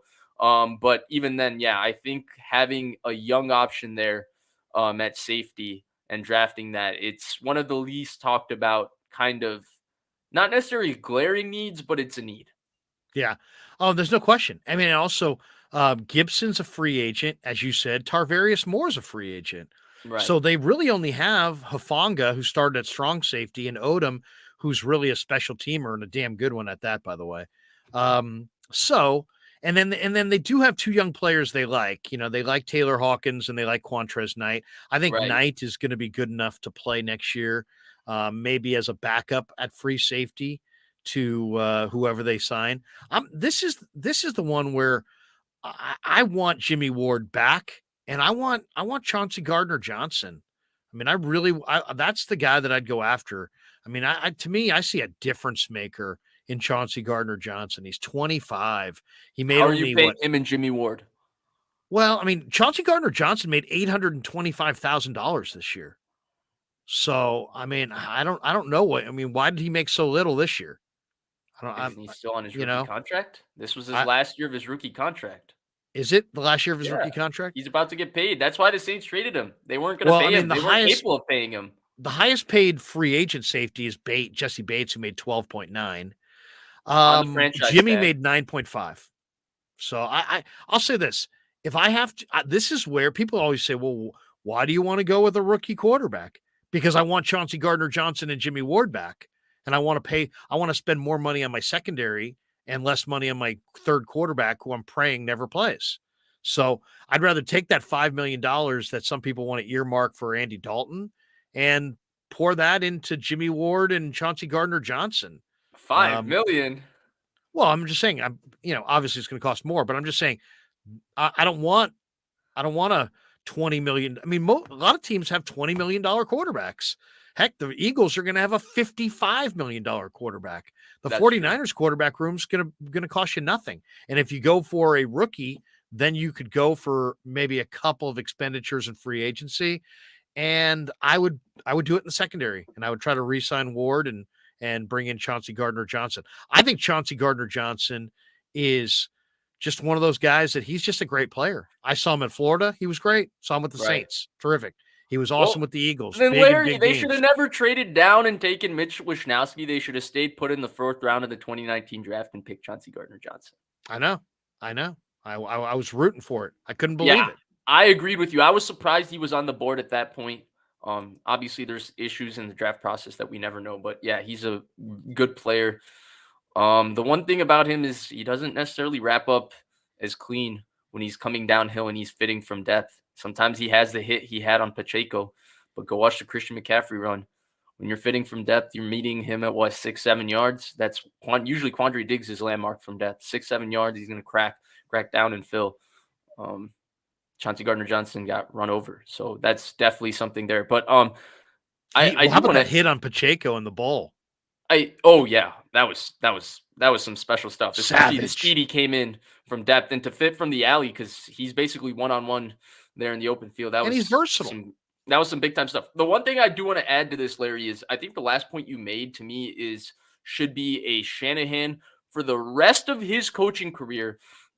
When you're able to maximize the quarterback position the way he is with his system, his use of the run game, his use of play action, when you're able to maximize the quarterback position, he should never spend on a quarterback unless he has Patrick Mahomes or Josh Allen or Joe Burrow. Unless you have a guy that you can definitively say is one of the 5 best guys in the NFL, Shanahan should never spend on a quarterback. I think that stands for, Brock Purdy. If he doesn't prove, he becomes the starter, but he never proves that he's capable of being a top 10, top 5-ish franchise level quarterback, You don't pay him. You don't do what you did with Garoppolo. Same thing with Trey Lance. If they prove it, then great. Pay him. You're set for the next 15 years. But if they don't, I think Shanahan should continue the cheap quarterback route until he finds that guy. He maximizes the quarterback way too much. He gets way too much out of these guys for their price that it's not worth it, to be paying a Jimmy Garoppolo $27 million when you can approximate and go above and beyond his production. One of the best, probably rookie quarterback. Vish, you froze. You froze Am I there back? for a second. Oh, you're back. You're back. Am I You're back? Where did I freeze? We're just about 2 sentences ago. Oh, yeah. I was just saying, basically, when you've proven as much as Shanahan has that you can maximize the quarterback, it makes no sense to me to pay a Jimmy Garoppolo $25 million when, even though Brock Purdy played better than any 7th-round quarterback we've ever played or we've ever seen, still a 7th-round quarterback is able to approximate, in some ways, be better than his production. Again, if you're Kyle Shanahan, take this to your grave. You are such a great play caller. Never pay the quarterback for the rest of your career unless you have or you're able to finally acquire your Mahomes or whatever. There's zero point of doing that. Go cheap at quarterback, according to Vish. Terradome says Chauncey Gardner-Johnson is a beast. Great angles, arrives violent, smart, heady, nasty. And then Terradome says Larry Krueger is my spirit animal. He's loving himself some LK. Damn, Terradome, man. I love that, bro. I love that. And then Terradome says that hit on Pacheco was lot-like, as in Ronnie Lott. All right. That does it for us. 90 minutes went by in a blink of an eye. We're at 14,454 subs. So if you're in the room and you've yet to sub, please do hit like, hit subscribe. MF says Parag will work his magic. Good luck to Parag and the 49ers in free agency, which begins in a couple weeks, and I am going to be all over it. And I know Vish is as well. We'll be breaking it all down. Vish has got his own channel. Join his channel, Vish, the Vish Kumaran Show. Featuring Larry Krueger. What's that? Featuring Larry Krueger. There you go. On Tuesdays on Vish's channel and Thursdays on this channel. But Vish, what do you got planned? What do you got planned the rest? Are you streaming any more tonight? Are you streaming at any time in the next couple of days for people who want to check you out? When will you be going live next? Yeah, so I have a lot of draft based streams coming. They're not necessarily planned only because I'm behind in the process. I can't wait to talk about these quarterbacks in this draft. I think it's going to be fun. I've been watching them. It's a very interesting class, Larry. I think it's a better class than what I originally expected and people are talking about. There are some very intriguing players at the quarterback position, not only early in the draft, but later in the draft. There's a few guys with talent that makes you think, well, if 85 things go right, they could be something. But, you don't always feel like that about a quarterback class where you go at 6, 7, 8 and think, well, that guy could start in the NFL if these things go right for him. So I'm very excited to do that. Let's hope that, I get good night's rest. I'm able to be up for at least the next few days and getting in and grinding in all the things I need to do to be able to do that. But that's really what we're looking forward to. I'm sure you and I will be back on Tuesday. Who are you talking to? Are you talking to anybody? Or are you just going to do draft stuff yourself? Just I will have a few people on. Uh-oh. Your mic just died. You had Oh, there you go. What? I'm having every audio issue imaginable, but I am planning to have a few people on that are a little lesser known, I guess, in the Niners community, but they're people that I spend a lot of time talking to during draft time. I'm really excited to introduce them to the Niners community. I think they're exceptionally intelligent, and they'll bring a lot of nuanced and interesting takes. And it's going to be a little bit more detailed and technical, I think, is ultimately the point I'm making. We're going to get into the weeds of these quarterbacks and really talk about, hey, what do they do well? What type of throws they make well? How they handle certain things, how they handle pressure, different types of things. It's going to be a little less, hey, big, fast, athletic, big arm, the generic draft talk. Played at Ohio State, beat Michigan, shows great football toughness and character, and into more trying to actually understand, instead of getting, oh, this guy's better than this guy, let's try and understand their different skill sets, what they do well. At least that's the goal. I have to get myself to a level of knowledge base with about 8 quarterbacks to get there. I'm probably there with 1, maybe 2, maybe 3. So I'm looking forward to it for sure. And then I know you and I on Tuesday, who knows what we'll talk about. It'll just be, whatever's the flavor of the month, I guess, or the flavor of the day, or the flavor of the week. You and I will chop it up on Tuesday night. So the only thing is I'm gonna have to go a little bit later Tuesday because I'm on the radio in San Francisco Monday and Tuesday until 6. So I'm probably going to take me till 6:30, almost 7 to get home. I can do it as soon as I get home, but man, it's still going to be like 9 p.m. Central. So it's funny. That time actually works great for me. The only issue is we get off about 11:15, 11:30 Central, and I just get this huge kick of adrenaline. I already got massive bags under my eyes because I don't sleep very much in general. A little bit better. I used to sleep 4 hours a night no matter what. Now I sleep sometimes, 6, 7, sometimes 2, 3, sometimes 3, 4. But here and there, it just kind of depends. But because of that adrenaline hit, this is actually pretty funny. I started going to the gym right after that stream. So we'll finish up and I'll go to the gym around 11:30, midnight. And it's probably the best workout I get of the week because you and I, build up that adrenaline and I get a decent pump going. Okay. Now promise me when you go to the gym, you don't grunt. You don't talk to yourself. No, absolutely not. You don't wear no. headbands or wristbands. No. Okay. All right. Those you can't grunt, you can't talk to yourself, and you can't wear a headband. To me, those are the 3 rules of weightlifting. And if you lift with your girlfriend, you can't wear matching outfits. You just can't. I mean, you and I streamed on Valentine's Day, so as you know, that's not a big issue for me. There you go. You know what? Let me give you one hint on the quarterback thing. You know who wrote a great article? If you go to rotoworld.com, are you familiar with rotoworld.com? Yes, of course. Well, a guy named Eric Froton, who is their lead college football NFL draft analyst for NBC Sports. He was the FSWA 2020 College Sports Writer of the Year. Oh, anyway, wow. He has this incredibly detailed article. I mean, when I say incredibly detailed, there's a lot of like really interesting facts and nuggets in there on the entire quarterback draft class. Like literally every guy. He lists like 25 guys, right? It was so comprehensive that I went to the end of the thing and I said, you know what? I got to get Eric on the show. So he's coming on Sunday.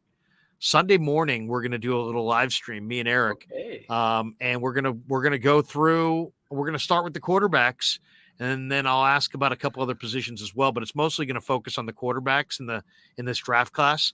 So that will be up Sunday. So if you're doing your thing Tuesday, check that out over the weekend. The great Eric Froton, Sunday morning with Krueg, right here on along with the man who found Brock Purdy. Larry yes, Krueger I'm a found. Yes. I'm a found. Come on, discovered. Come on, Larry. Come on. You've got to pull those MF. receipts. What does Vish squat? What are you squatting these days, Vish? I squat a plate. I'm not that big. I'm not big at all, in fact. But I squat a plate. Do you go with a pad behind your head? Absolutely not. Absolutely that's not. Funny. I used to go with the pad behind my head. When I asked my high school kid about it, he's like, "Dad, come on, Dad, that's so weak." I'm like, I don't know. I didn't like the feeling of the bar crushing my neck. So I would, I didn't like it initially as well, but I guess you learned to just tough that one out. My roommate in college who I used to lift with was a former football player. This guy would do 2 plates behind his head like this. 2 plates. And I got to like 1 in a 10 and I'd be like, dude, I could hear my shoulders cracking and this guy's going 225 behind his head. Yeah, there's zero chance of me doing that. Not even close. Not even close. Randall Riley. Vish said I squat the bar. Me too, Vish. Me too. Hey, I mean, there's nothing wrong with squatting the bar. He said 1 plate. Yeah, nothing wrong with squatting the bar too, by the way. Whatever you need to do. Whatever you need to do to get your pump in. Exactly. I feel like too many people get into this. Can I swear on here? Yeah, you can. Yeah, I feel like way too many people get into the old dick measuring contest of I Yeah, lift this, I move this. Just do whatever is necessary for you to feel good about yourself. exactly. I remember when I was at the gym and we used to work out at this place called LA Workout in Sacramento. And this guy would come up to us and he was just this power lifter guy, was always carrying a jug of water and just had ridiculous Bosa like quads and everything. And he'd be like, he, my buddy was like super, super strong. But then he'd be like, you guys, man, you guys are pretty strong, but you don't want it like I want it. I'm like, bro, that ain't that ain't a lie. Nobody wants it like you want it. You're in this gym all day, all night, eating egg whites and everything else and lean proteins and Right, right. I I, mean, I I will say this, like when I see the Nick Bosas of the world, it's a very different realization because before athletes used to be older than me, and now like the ones coming into the league, in fact, are younger than me, and then there's a lot that are like in a similar age range, and then you look at Nick Bosa and how sculpted he was at 18 years old before he went to Ohio State, and you wonder in a lot of ways, like I mean, I saw my I mean, today I'm not anywhere like even close to big, but at 18 I was even smaller. And I sometimes wonder how me and Nick Bosa are somehow like the same species. Like that dude is like he's got like the perfect body. He's so strong. He's so good. And then you got scrawny old me. Like me and Nick Bosa are one of the same. Like what? dude, he's dedicated, man. You don't want it like he wants it. That's 916, what I was gonna say. Maybe it's just all about will. I just don't want it. you don't want it. 916_49. Larry, you're lazy. You're lazy. Yeah, that's the great Bill Urbanic up there. Up there. Billy, I'm not lazy. I'm working hard, bro. Hey, Vish, good to see you, man. Have a great rest of your week. Always love these segments. You're the absolute phenomenal Niner content creator. Everybody needs to go follow Vish on the Vish Kumaran show. I will appear there Tuesday night. All right, my friend. Have a great weekend. You too, Larry. Thank you so much. This was awesome as always. Peace out. There you go. The great Vish. He is awesome. Love talking ball with Vish. All right. Let's tell you quickly about our title sponsor. Our title sponsor is Pig in a Pickle.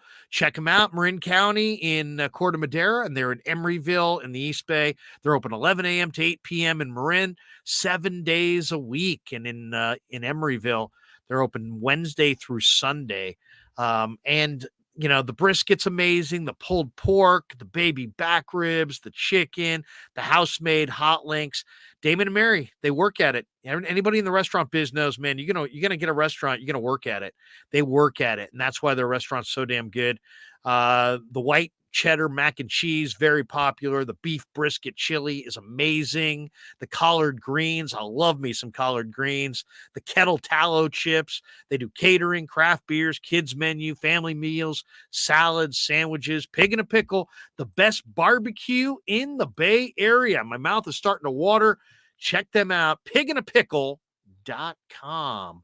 And now let's hear a word from our good friends at Pig in a Pickle.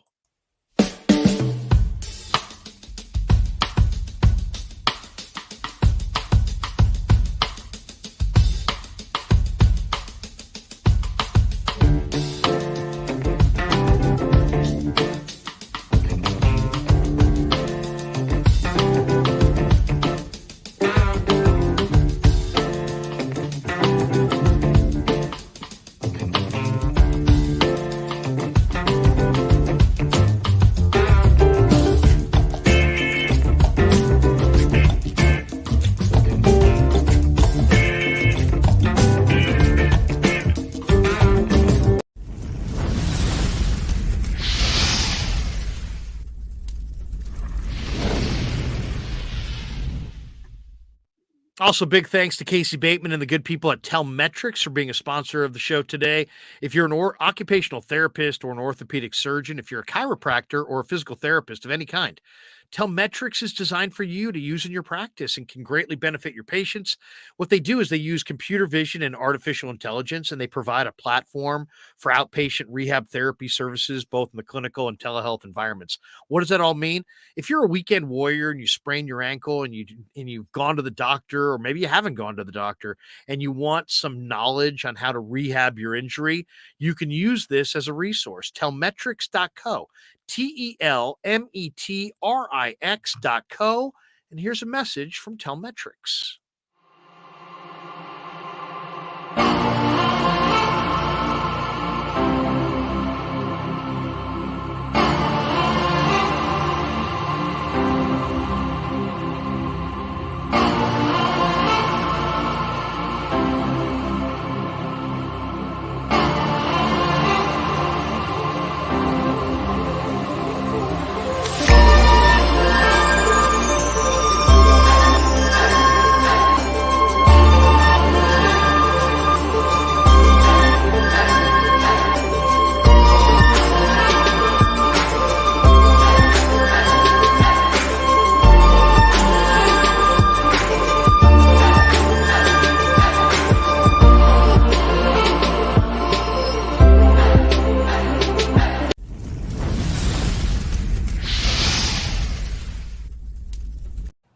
And thanks to Tony Cassera and the good people at Cassera's Italian Menswear. They are housing the Krueg Show t-shirts, and they're a proud sponsor of the show as well.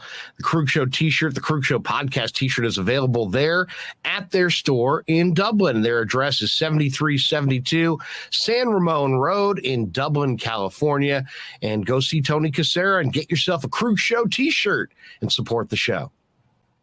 And special thanks to our sponsor, New York Style Italian Sausage. That's right, NewYorkStyleSausage.com is their website. Phenomenal product, whether it's the breakfast sausage, the Italian mild, the Italian spicy, the chorizo. You cannot go wrong with New York Style Italian Sausage. Once again, NewYorkStyleSausage.com. Often imitated, never equaled.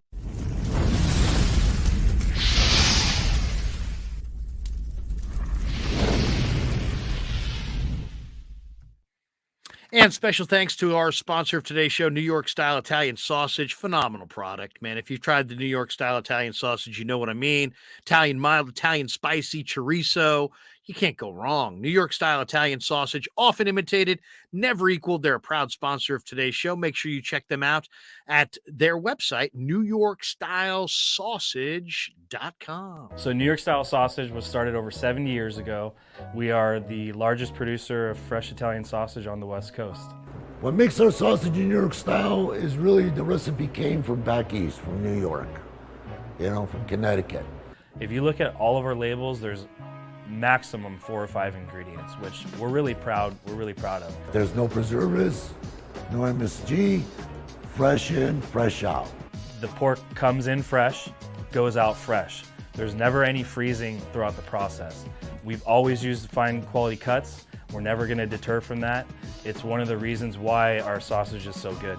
I guarantee you put our sausage up against anybody else's from a flavor standpoint, no one will beat it, hands down. And do yourself a favor and do me a favor. Go buy a package of the New York Style Italian Sausage. Guaranteed you will love it. Guaranteed.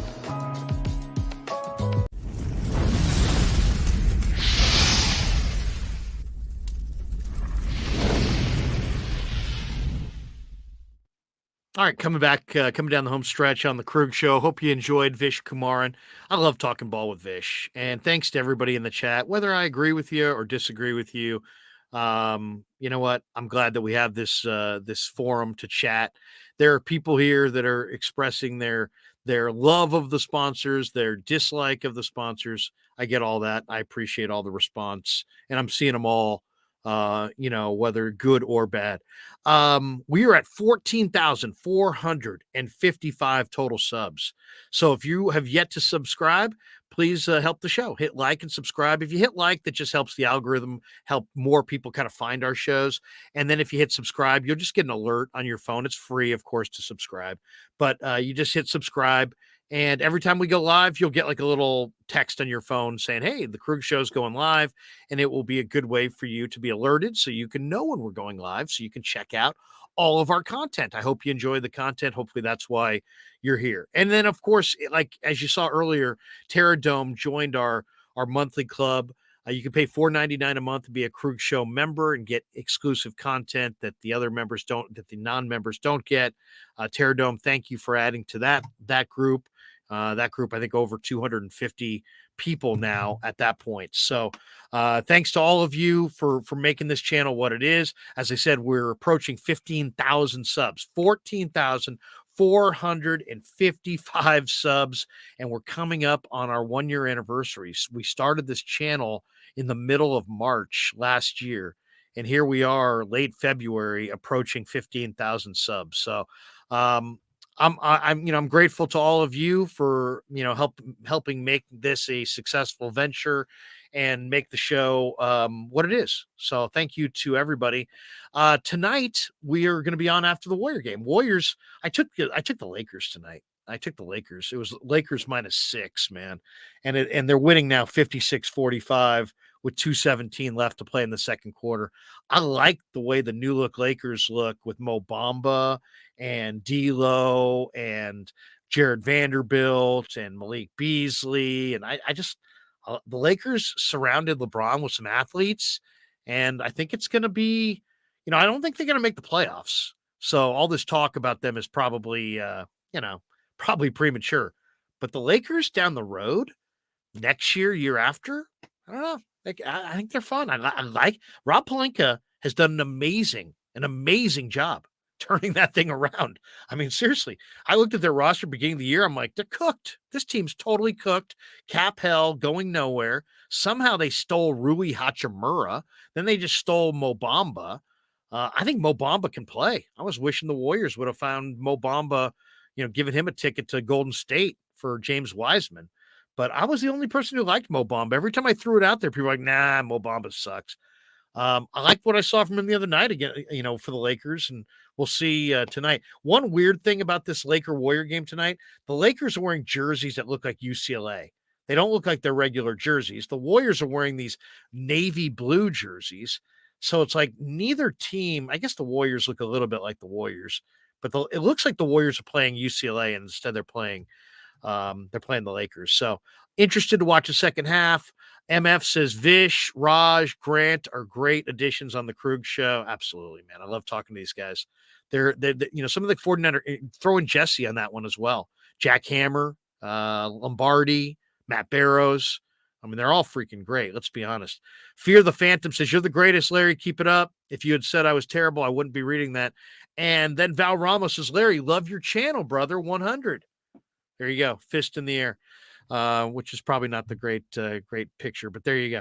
I appreciate it. J Tam says 20,000 by November. Wouldn't that be something?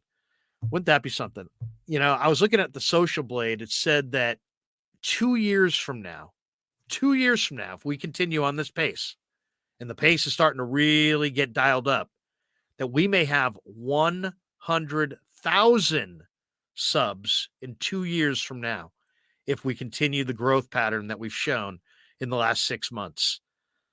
That would be incredible if we had 100,000 subs. So a lot of work to do between now and then, but thanks to all of you for becoming huge members of the Krueg Show Nation. MF says Krueg Show going up. I appreciate that. 916_49er says Terra Dome. There you go. Just a little shout out to Terra Dome. But anyway, thanks to all of you. I hope Tyler says absolutely love your channel, Krueg. Actually, he threw my last name. He said Krueger. There you go. Even most of my friends call me Krueg, so call me whatever you want. Just make sure you call me.